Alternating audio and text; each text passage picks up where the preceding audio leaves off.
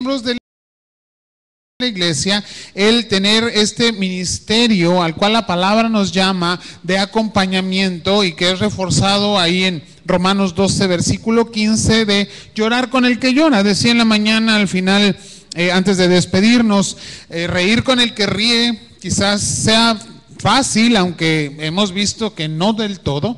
Llorar con el que llora podríamos hacerlo y parecería que es un ministerio de acompañamiento, es decir, de estar cercano al dolor del otro. Pero la empatía, el ponernos en los zapatos del otro, el estar verdaderamente preocupados por el dolor de mi hermano, de mi hermana, de aquel que está juntamente con nosotros en el camino del Señor, debe movernos a ser ministros de consolación del dolor de cada uno de mis hermanos. Y esto es lo que vamos a hablar conforme a la palabra y en 2 Corintios 1, del 1 al 12 en esta tarde. Cierra tus ojos y vamos a orar.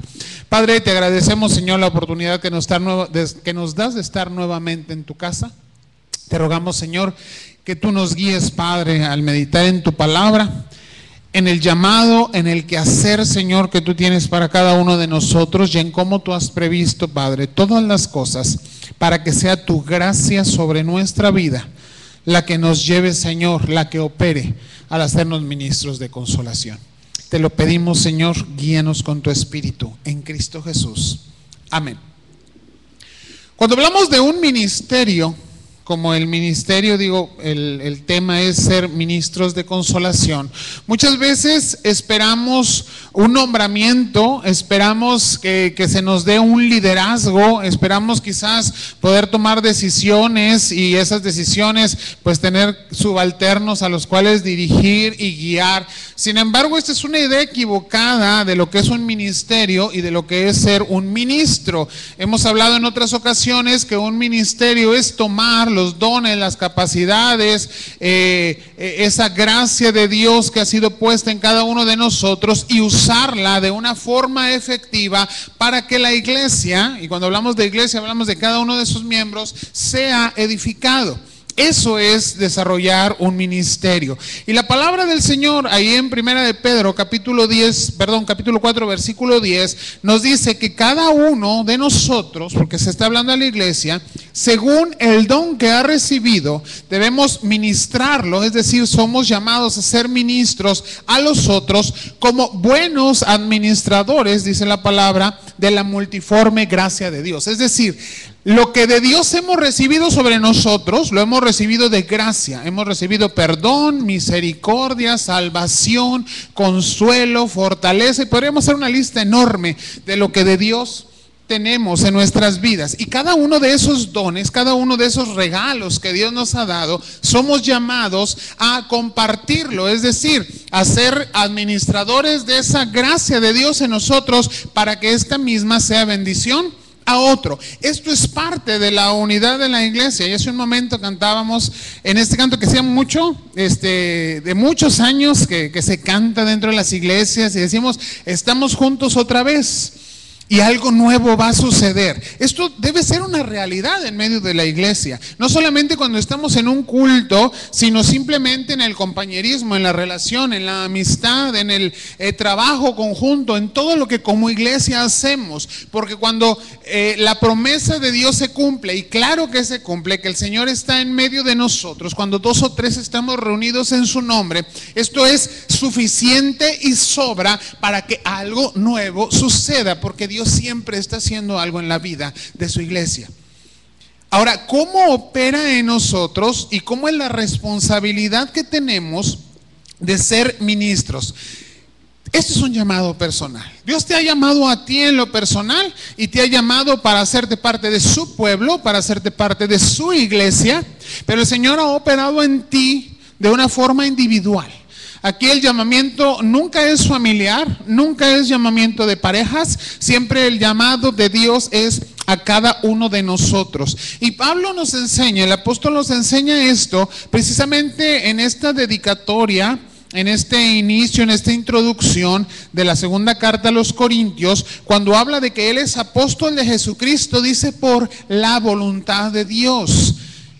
Tú y yo somos ministros del Señor por la voluntad de Dios. Y cualquier ministerio que desarrollamos en la iglesia, y ahora sí hablo institucionalmente, lo hacemos por la voluntad de Dios.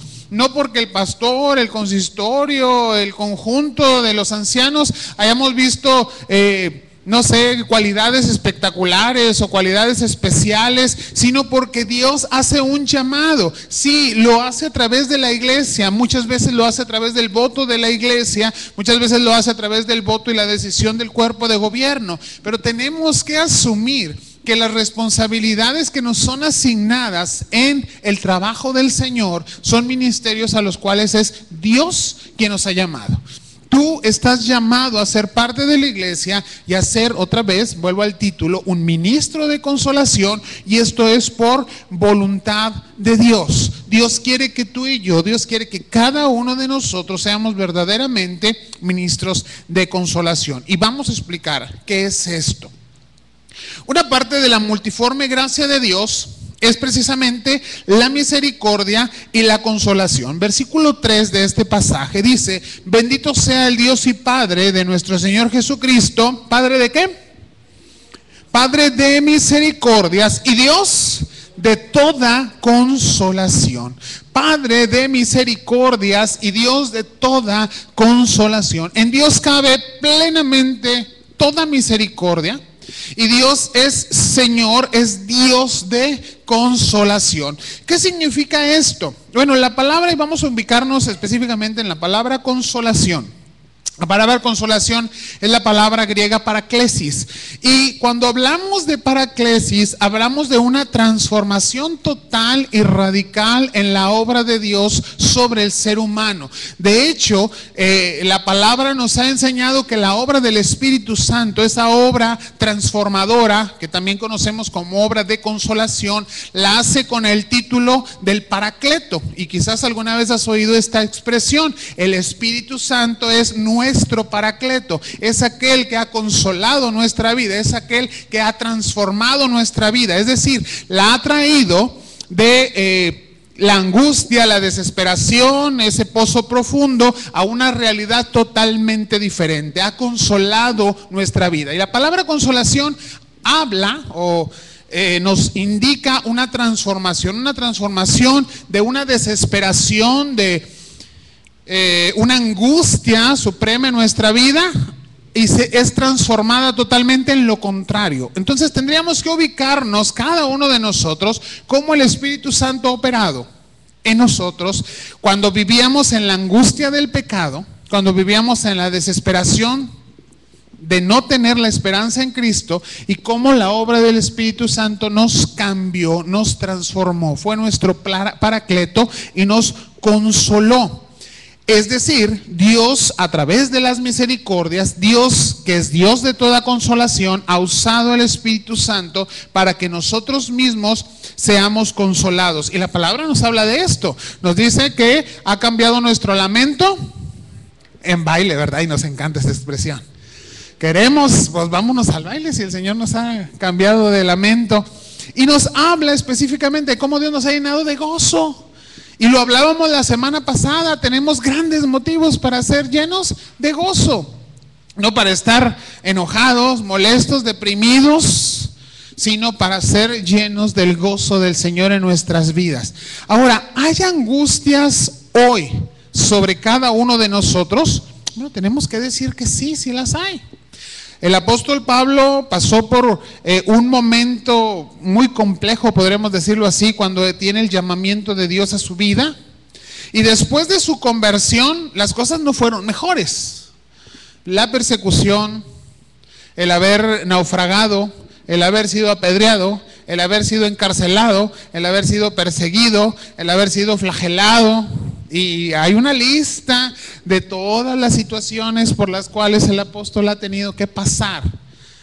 Y sin embargo, en todas ellas ha salido adelante. Y el ministerio que desarrolla lo hace con gozo del Señor en su vida. ¿Hay aflicciones en nuestra vida hoy? Si yo te pregunto si tienes algún motivo, alguna prueba, alguna situación que te angustia, Pues yo creo que todos diríamos sí, en mayor o menor grado. A lo mejor nos preocupa no mucho y gracias a Dios que estamos confiando en el Señor que Él nos va a sacar adelante, pero hay situaciones en nuestra vida que nos preocupan.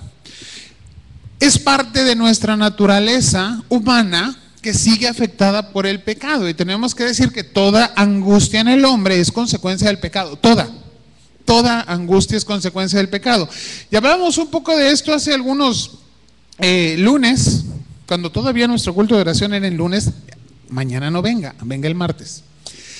Cierro el paréntesis, porque decíamos que precisamente cuando el hombre, el ser humano, cae en desesperación, en depresión, en angustia, es por causa del pecado. Y un pecado sencillo y simple, pero que no deja de ser pecado, es dejar de confiar en Dios. Aquel que deja de confiar en Dios se angustia, se desespera, se deprime, pero el pecado está ahí. Dejar de confiar en Dios, dejar de confiar en su voluntad, es no estar de acuerdo con ella. Y cuando no estamos de acuerdo con la voluntad de Dios, estamos pecando. Entonces, toda angustia, todo dolor, toda desesperación, toda tribulación es no necesariamente consecuencia del pecado personal, pero aún la tribulación son consecuencias o situaciones que el pecado del hombre trae. Es decir, si pasamos por un accidente y eso fue una violación de tránsito, el que violó la ley estaba pecando, aunque nosotros seamos afectados secundariamente. Si la maldad que hay a nuestro alrededor llega a afectar nuestra vida, no es porque yo lo haya causado, vamos a decirlo así, pero es consecuencia del pecado. Estamos hablando de el pecado, no de mi pecado, para que lo entendamos. Siempre las situaciones negativas del hombre, aun cuando sean voluntad de Dios, vienen como una consecuencia secundaria del pecado del hombre. Y al final nos vemos en medio aún de la iglesia, entre los creyentes, en situaciones que sí nos traen pues cierto grado de desesperanza a veces, que no debería ser en la iglesia de Cristo, angustia, problemas porque estamos en una situación que está oprimiendo nuestra vida. Y aunque sabemos que Dios es Dios de toda gracia y que Dios es Dios de toda consolación, pues tenemos esas situaciones en nuestra vida. En la unión, en la comunión de la iglesia, en medio del saber que es Dios el que ha consolado nuestra vida, que es Dios el que permite en su voluntad permisiva que pasemos por situaciones difíciles, estamos siendo ministrados nosotros mismos para ser preparados para ministrar a otros en medio de su propia angustia. Versículo 4, el cual nos consuela en todas nuestras tribulaciones. Si me está siguiendo, ¿qué dice? Para que podamos también nosotros consolar a los que están en cualquier tribulación. ¿Por medio de qué? De la consolación con que nosotros somos consolados por Dios. Este es un versículo clave en el quehacer de la comunión de la iglesia. Vuelvo a repetirlo, Dios está hablando, el cual nos consuela en todas nuestras tribulaciones para que podamos también nosotros consolar. Somos llamados a consolar, somos ministros de consolación a los que están en cualquier tribulación. ¿Cuál te parece mejor? Está sin trabajo, tiene problemas familiares, está pasando por un momento de depresión, tiene enfermedad sobre su vida, ha sido víctima del crimen. Son tribulaciones. Y el Señor dice, bueno, cada uno de nosotros, al pasar por diferentes tribulaciones y ser consolados por Dios, somos llamados a consolar a nuestros hermanos que están en cualquier tribulación. ¿Cómo? Y aquí es lo que tenemos que enfatizar mucho. No porque mi experiencia me capacite, ahora sí ya sé que le tengo que ir a decir, porque yo ya pasé por eso. Discúlpenme, pero eso no es verdad, no es la experiencia. La palabra nos lo dice muy claramente. por medio de la consolación con que nosotros fuimos consolados. Y si fuimos consolados es porque Cristo está en nuestras vidas, porque el Espíritu Santo ha hablado a nuestras vidas, porque la palabra de Dios ha venido a nuestras vidas y nos ha hecho salir adelante, no por nuestra fuerza, no por nuestra capacidad, sino porque Dios ha estado actuando de diferentes maneras en nuestra vida. La aflicción es parte del proceso de consolación. Y esto es algo que hay que enfatizar. ¿Nosotros pasamos por aflicción? Sí. ¿Dios tiene un propósito? Claro que sí. Muchas veces la aflicción incluso puede tener varios propósitos. Uno de ellos definitivamente, y lo hemos hablado en otras ocasiones, es que nuestra fe sea fortalecida. El que seamos fortalecidos, y esto es un beneficio para nosotros mismos. Yo salgo de la prueba, gracias a Dios, porque Él me habla, porque Él me sostiene, porque Él me consuela y soy edificado. Pero en ese proceso también Dios me está capacitando para que pueda ir a mis hermanos, y otra vez, por la consolación que he recibido, por la obra de Cristo en mi vida, por la gracia de Dios en mi vida, por su palabra en esa situación, poder dar y ser consuelo al otro. Entonces, esa experiencia, hermanos, tenemos que tener muchísimo cuidado que no se convierta simplemente en palabras y que muchas veces pueden ser vacías. Cuando llegamos con una persona y, mira, yo te voy a aconsejar porque yo ya pasé por el mismo problema que tú. Y le hice así y así y así, y pensamos que eso le está ayudando. Cuidado, porque a lo mejor le estamos dando una solución muy barata que verdaderamente no va a edificar su vida. Tendríamos que empezar compartiendo, ciertamente ya pasé por esa situación y Dios me sacó de ahí de esta manera. Y Dios en su palabra me enseñó esto, ¿sí? Es el Señor en su gracia en que, aunque el problema no se resolvió, me ha permitido seguir en gozo, seguir fortalecido y seguir caminando en Él. Y aún puede no haberse solucionado el problema que me trajo aflicción, pero es Dios el que ha sostenido mi vida. Y eso es un testimonio del favor, de la gracia, de la fortaleza y de la fe que Dios me ha dado. Eso es lo que verdaderamente va a consolar a nuestro hermano. Vemos ahí en el versículo 6 cómo Pablo ha entendido su propio sufrimiento, y les voy a pedir que alguien lo lea, por favor, fuerte. A ver, no se me duerman, ya me lo acabamos. Yo sé que hace calorcito y...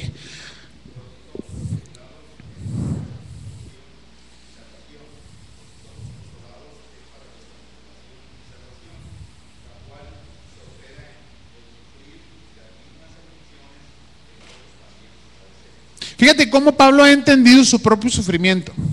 Y esto es muy interesante porque este es el entendimiento al cual debiésemos llegar todos y cada uno de nosotros. Dice Pablo, si he sufrido, ha sido para vuestra salvación y consolación. Y si he sabido salir adelante y ahora estoy bien, es para su propia consolación y salvación.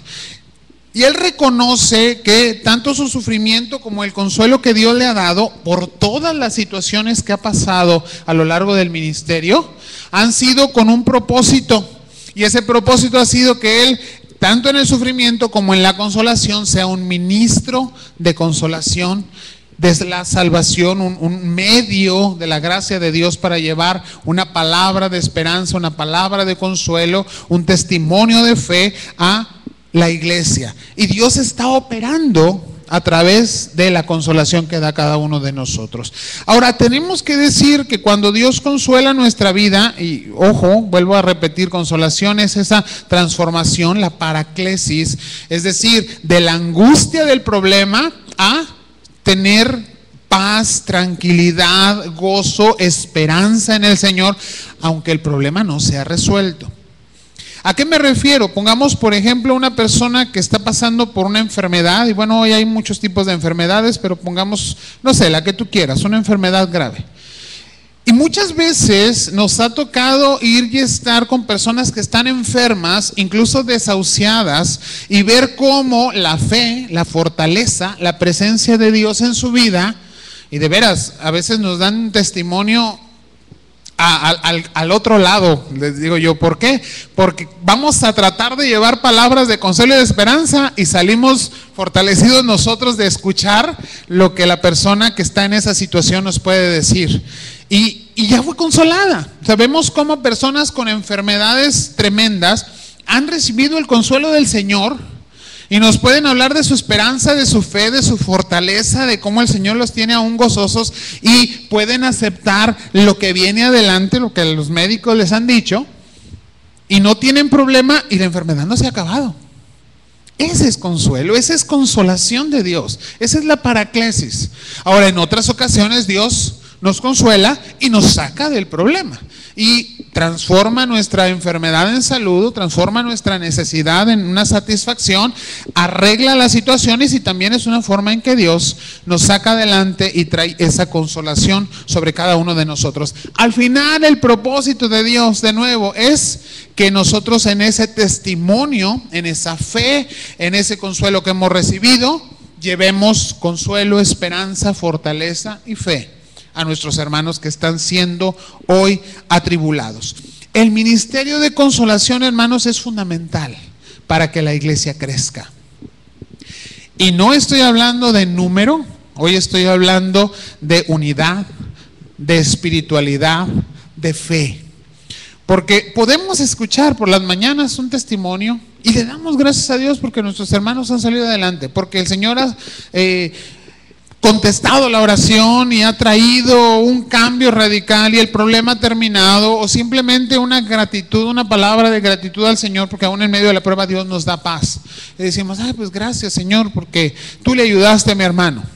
Pero tenemos que preguntarnos nosotros, en la unidad a la cual somos llamados, en el ponernos en los zapatos de nuestro hermano, en el reír con el que ríe y en el llorar con el que llora, ¿qué estamos haciendo como iglesia para ser ministros de este consuelo?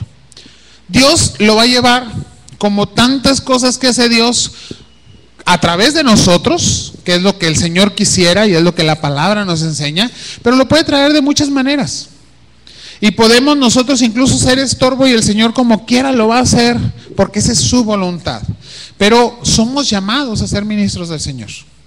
Tú y yo somos llamados a ser agentes de esa consolación.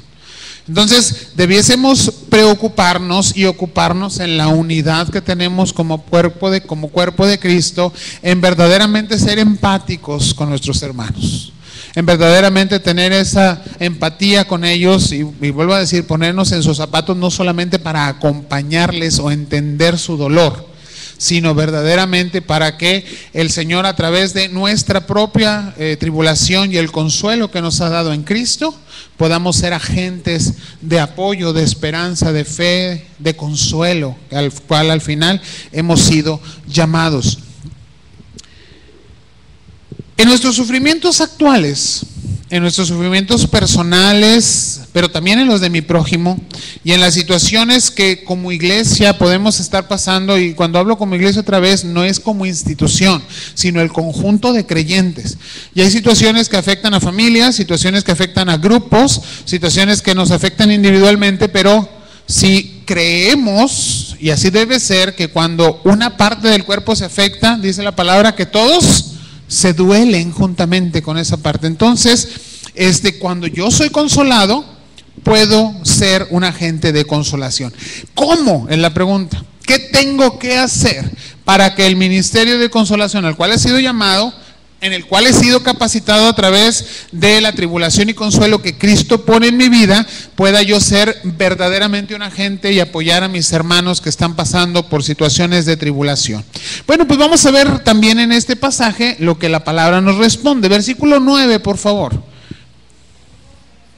A ver, más fuerte, más fuerte.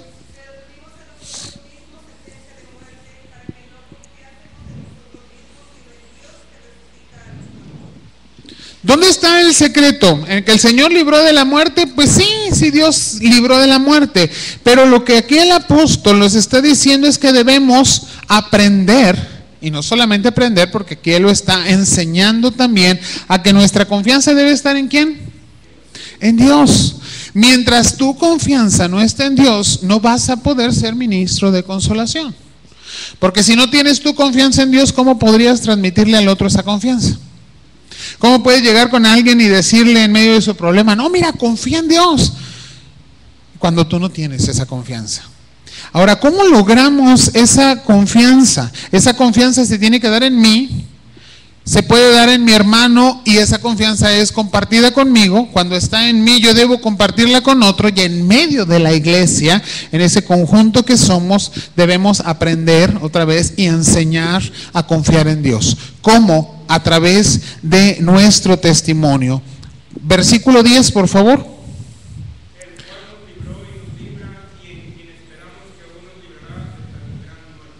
Y no es otra cosa este versículo que un testimonio.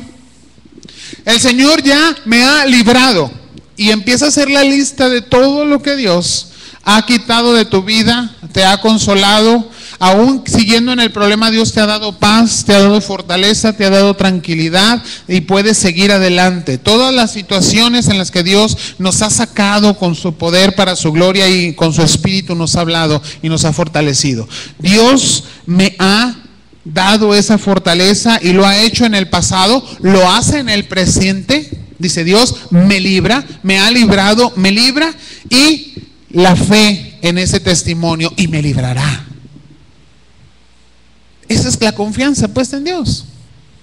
Hermano, el Señor te va a librar, y el Señor me va a librar, porque Él es fiel, porque Él es el mismo ayer, hoy y por los siglos. Porque así como nos ha librado en el pasado y nos sigue librando el día de hoy, lo va a seguir haciendo en el futuro. Pero este testimonio tiene que ser no solamente palabras que podamos compartir, sino una realidad de nuestra propia vida. Mi vida confiando en el Señor.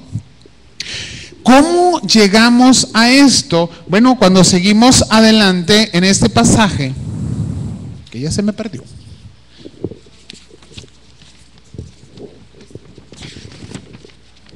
Perdón. Versículo 11, por favor.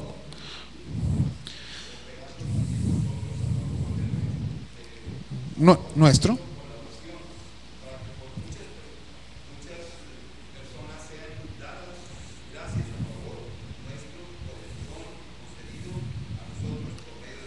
Fíjense cómo Pablo está reconociendo que la consolación que Dios le ha dado y la libertad de la cual habla en el versículo anterior, que ha recibido del Señor, por lo cual confía en Dios, se ha operado, según el versículo 10, a través de la oración.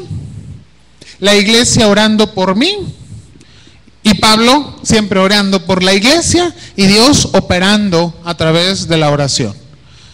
Por eso, hermanos, cuando alguien llega con una carga y con una necesidad, antes de empezar a dar consejos, antes de decirle, oye, resuelve tu problema de esta manera, mira, acércate con este abogado, ve con esta persona, o mira, yo encontré una solución muy efectiva lo primero que tenemos que hacer es orar, porque no es lo que yo he pasado, no es mi experiencia, no es lo que yo creo, sino lo que Dios quiere hacer, mi hermano. Y no lo sabes qué es lo que Dios quiere hacer. ¿Lo quiere sacar de la circunstancia o lo quiere dejar en ella? Lo que sí tenemos la seguridad es que Dios va a ser consuelo para su vida. Y un ministro de consolación tiene que empezar orando, porque es Dios el que va a traer la respuesta. Y esto lo marca muy enfáticamente el apóstol en el versículo 12. Dice, porque nuestra gloria es esta, el testimonio de nuestra conciencia, que con sencillez y sinceridad de Dios, no con sabiduría humana. Y quiero volver a repetir esto, no con sabiduría humana, no con lo que yo creo, no con lo que yo pienso, no con lo que yo he experimentado, dice, sino con la gracia de Dios nos hemos conducido. Porque al final es la gracia de Dios la que opera.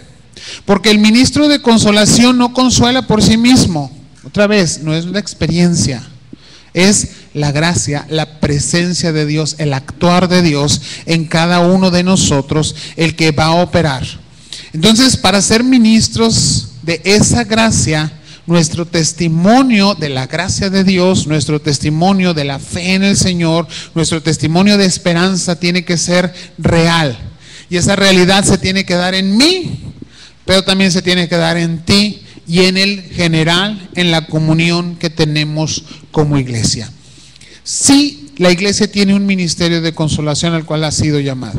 Hemos hablado de cómo la iglesia debe ser un lugar donde haya restauración. Y esa restauración tiene que ser un efecto real dentro de la iglesia. Pero vemos que muchas personas pasan años en la iglesia y no son restauradas. ¿Por qué? Porque el resto de los miembros de la iglesia no estamos operando como ministros de consolación. No estamos orando, no estamos testificando, no estamos compartiendo la gracia del Señor en nuestras vidas y no se da esta operación. No somos agentes de restauración porque nosotros mismos, hermanos, si tengo que decirlo, no estamos siendo restaurados o no estamos dando testimonio de la restauración que Dios ha hecho en nosotros.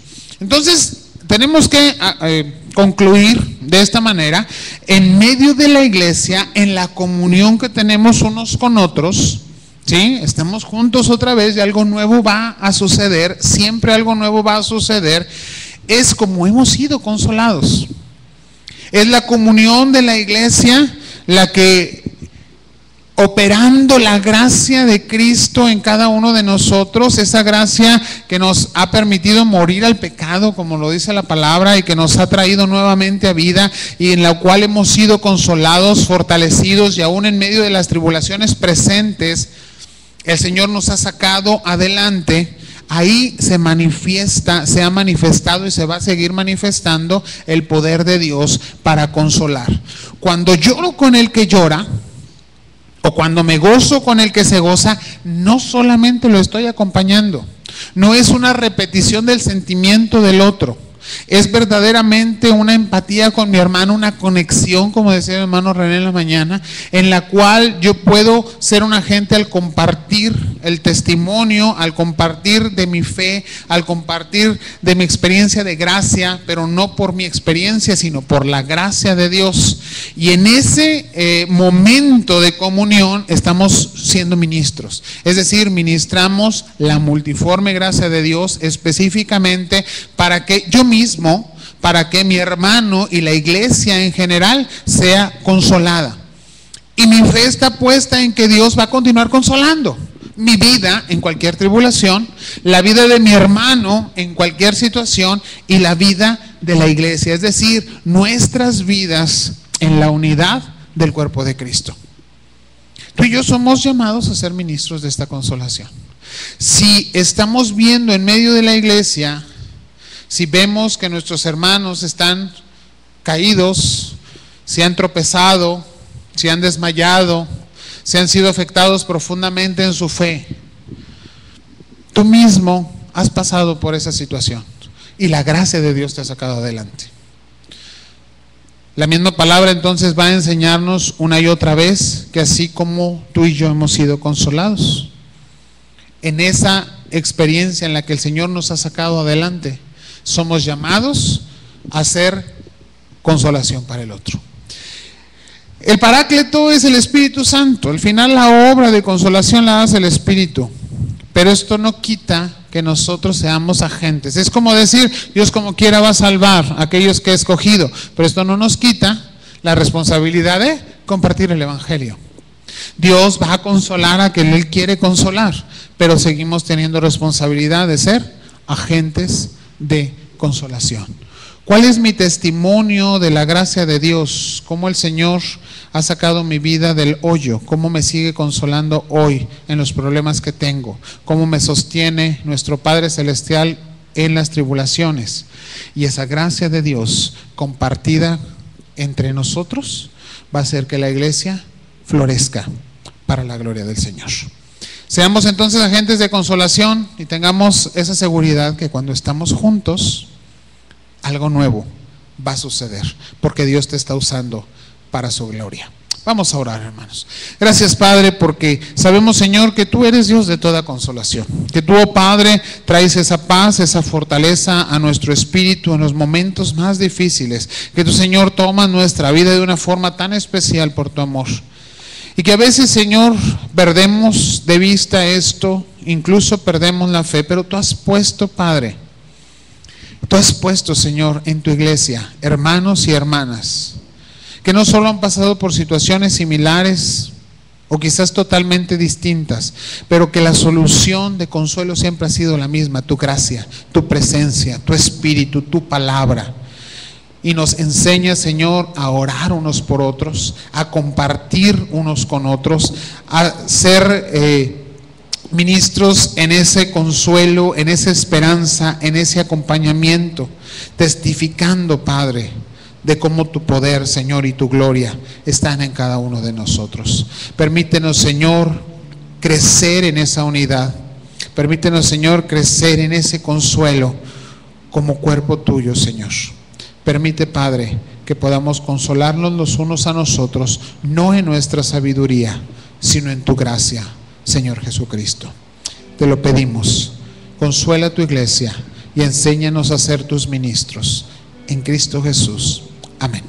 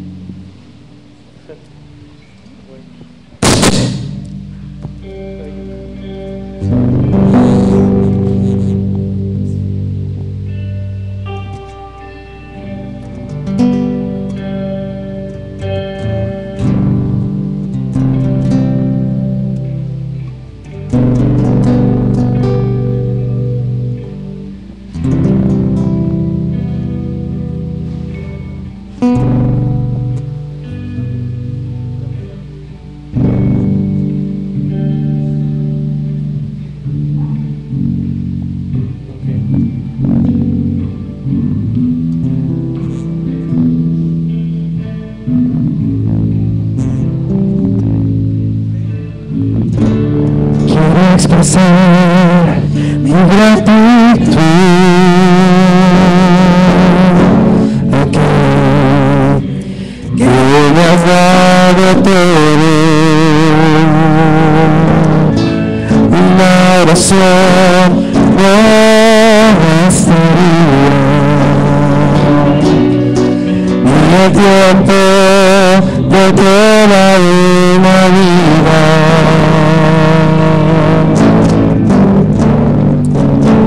Es más que palabras, y es más que una canción. Quiero vivir agradecido en todo lo que soy, que haya siempre la pasión de amarte por mi vida entera, porque es más que palabras y es más que una canción.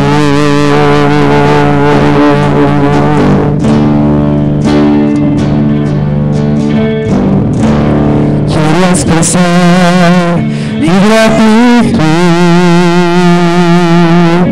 a ti, que me has dado todo. Una oración no bastaría, ni el tiempo de toda una vida.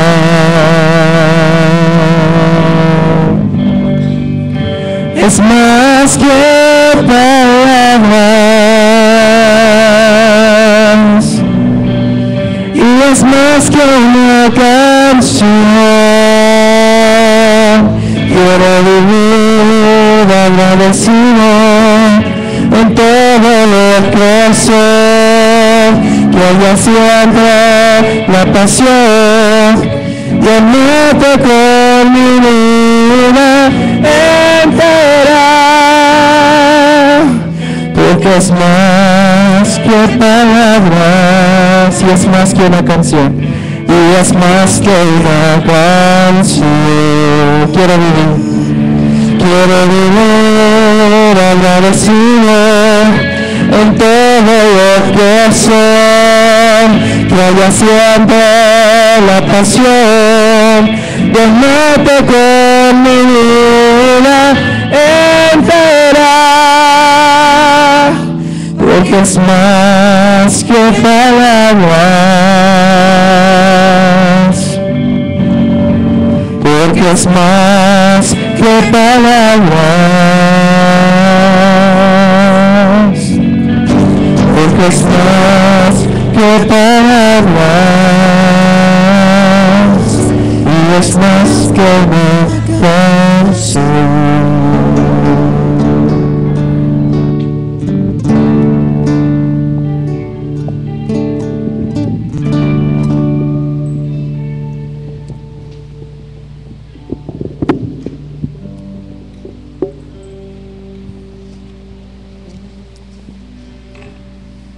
Dice la palabra de Dios ahí en Proverbios 3, del 9 al 10, honra a Jehová con tus bienes y con las primicias de todos tus frutos, y serán llenos tus graneros con abundancia, y tus lagares rebosarán de mosto.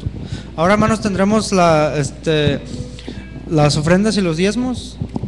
Entonando el himno número 445, quiero darte mi ofrenda.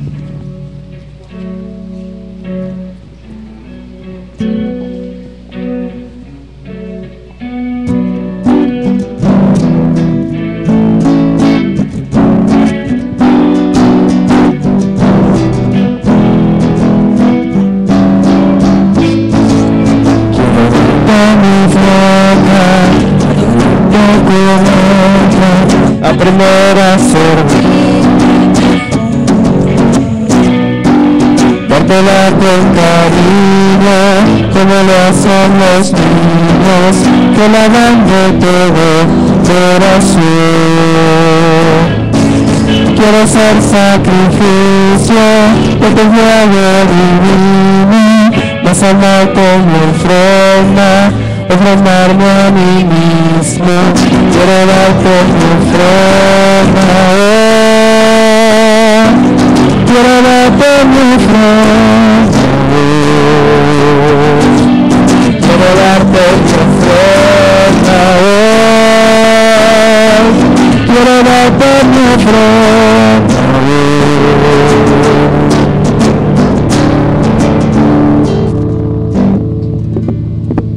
Oramos.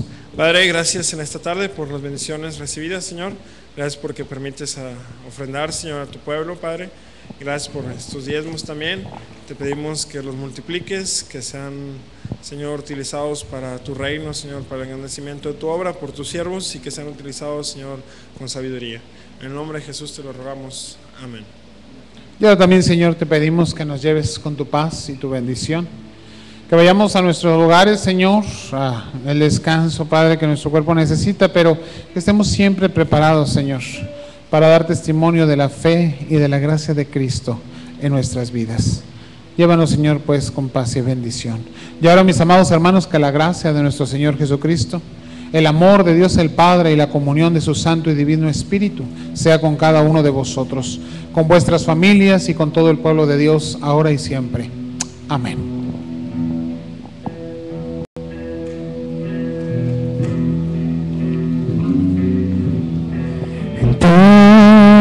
Confía mi corazón,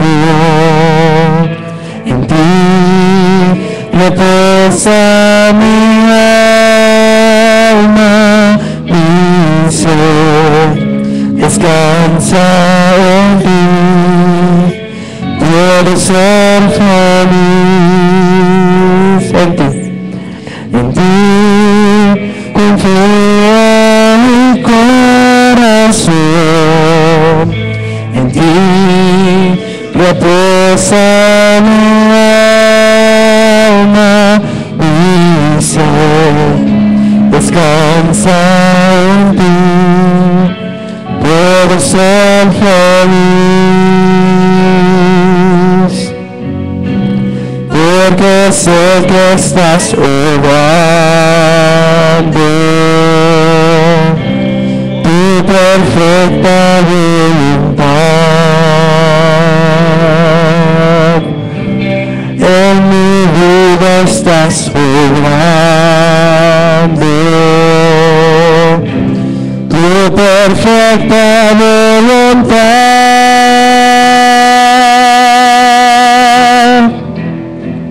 En ti confía mi corazón, en ti reposa mi alma, mi ser descansa en ti, puedo ser feliz, porque sé que estás obrando tu perfecta voluntad. En mi vida estás obrando tu perfecta voluntad, porque sé que estás obrando tu perfecta voluntad. En mi vida estás obrando tu perfecta